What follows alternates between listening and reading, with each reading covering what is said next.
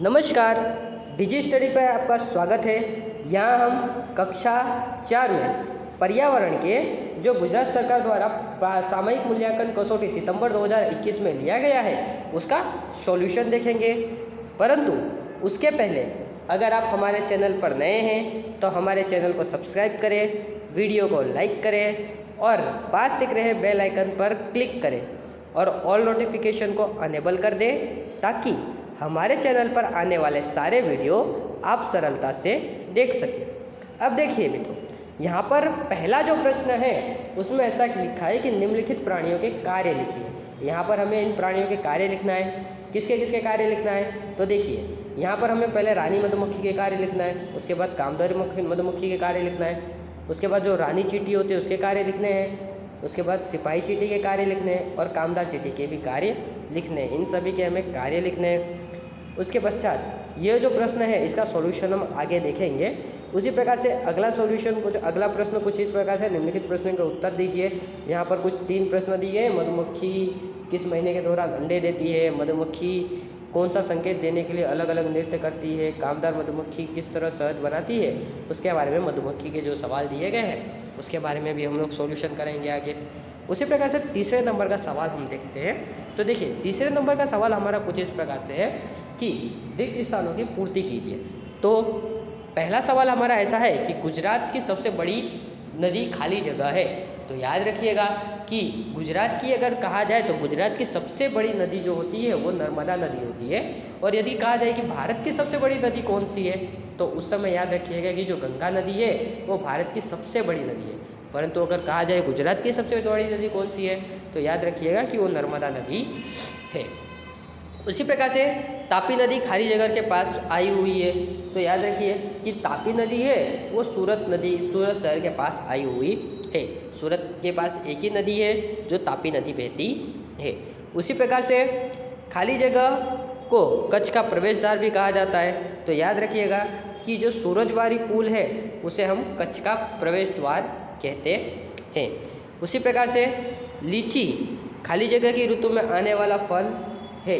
तो देखिए, जो लीची है वो वसंत ऋतु में मुख्य रूप से आने वाला फल है। तो ये मुख्य रूप से वसंत ऋतु में आता है। फरवरी महीने का जो होता है उस टाइम वसंत ऋतु में आने वाला ये मुख्य रूप से फल है। उसी प्रकार से हीरा उद्योग के लिए प्रसिद्ध शहर कौन सा है? तो याद रखिए कि पूरी दुनिया में जो सूरत शहर है वो हीरा उद्योग के लिए प्रसिद्ध है। दुनिया के जो आधे से ज़्यादा हीरे जो तैयार किए जाते हैं, जो कच्चे हीरे आते हैं उसे तैयार करने का काम अकेले सूरत में होता है। इसलिए पूरे दुनिया में सूरत हीरा उद्योग के लिए प्रसिद्ध है। उसी प्रकार से हमारे कुछ अगले सवाल हैं। प्रश्न नंबर 4, जो किस रेलवे स्टेशन पे जंक्शन कहते हैं? कौन कौन से ट्रेन में सुविधाएं होती है? गांधीधाम से वापस जाने के लिए आने वाले 4 स्टेशनों का नाम लिखिए। तो ये जो ज़्यादातर जो सवाल है इसका सॉल्यूशन हम आगे देखते हैं। उसके बाद आगे कुछ हम लोगों को निम्नलिखित प्रश्नों के अर्थ लिखने का है, जिसमें हम लोगों को फाटक का अर्थ लिखना है, आगरिया का अर्थ लिखना है, प्लेटफॉर्म का अर्थ लिखना है, जिला मुख्यालय का अर्थ लिखना है। उसी प्रकार से टिकट चेकर का अर्थ लिखना है। तो इनके ये सारे के सारे सॉल्यूशन हमने इसी वीडियो में आगे अपलोड किए हैं, आप देखते रहिए। और सवाल यदि आप देखना चाहते हैं तो हमारे वीडियो को पॉज करके आप सवाल देख सकते हैं। और यदि आपको ये पेपर डाउनलोड करना है तो इसका लिंक हमने डिस्क्रिप्शन बॉक्स में डाल दिया है, वहाँ से आप इसका डाउनलोड भी कर सकते हैं। तो देखिए, यहाँ पर हम सबसे पहले देखते हैं कक्षा 8 का जो हम लोगों का सामयिक मूल्यांकन कसौटी था उसका सॉल्यूशन देखते हैं। तो देखिए, पहले प्रश्न का हम सॉल्यूशन देखते हैं। तो देखिए, यहाँ पर हमें दिया गया है कि रानी मधुमक्खी का जो हम लोगों को क्या करती है उसके बारे में लिखना था। तो याद रखिए, जो रानी मधुमक्खी है वो अंडे देने का काम करती है। याद रखिएगा कि इसमें खाली एक ही जो है वो मादा होती है और मधुमक्खियों का जो झुंड होता है उसमें एक ही मादा होती है और एक ही नर होता है। बाकी के जितने मधुमक्खियाँ होते हैं वो या तो सारे के सारे वंदे होते हैं जो काम करते रहते हैं। तो देखिए, तो बाकी के हम लोगों के लिए कामदार मधुमक्खी के कार्य क्या है? तो देखिए, कामदार जो मधुमक्खी है वो क्या करेगा? छत्ते के लिए रस है उसका संग्रह करती है। उसके बाद रानी चींटी का हम लोगों को यहाँ पर दिया गया, तो रानी चींटी के कार्य बताइए। तो याद रखिए कि जो रानी चींटी होती है वो अंडे देने का काम करती है। और उसके बाद कहा गया है कि सिपाही चींटी के काम बताइए। तो देखिए, जो सिपाही चींटी होता है वो क्या करता है कि वो जो उनका बिल है उसका रक्षा करने का काम करता है और उसका देखभाल करने का काम ये सिपाही चींटी करता है।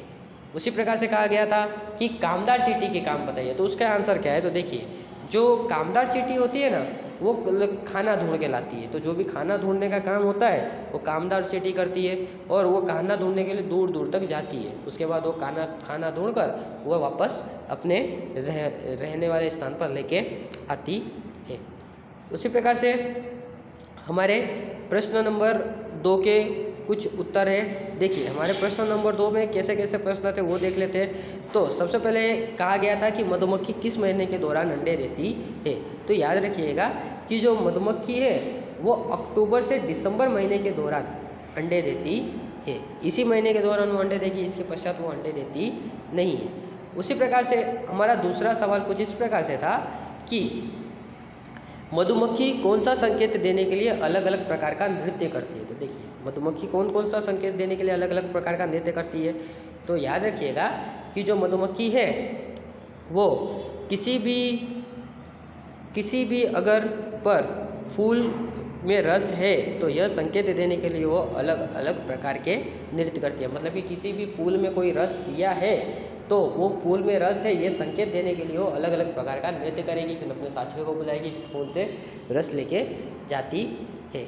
उसी प्रकार से हमारा कुछ अगला सवाल है कि जो कामदार मधुमक्खी है उसका वो शहद किस तरह से बनाती है उसके बारे में सवाल पूछा गया है। तो देखिए कामदार मधुमक्खी शहद किस प्रकार से बनाती है, तो उसका सॉल्यूशन यहाँ पर दिया गया है कि मधुमक्खियाँ क्या करती है कि जो फूलों का रस होता है उसको इकट्ठा करके उसको शहद तैयार करती है। मतलब कि जो मधुमक्खी सबसे जो कामदार मधुमक्खी है वो क्या करेगी कि फूलों के रस लेगी और रस को क्या करेगी कि छत्ते में इकट्ठा करेगी और इकट्ठा करने के बाद उसका शहद तैयार करती है।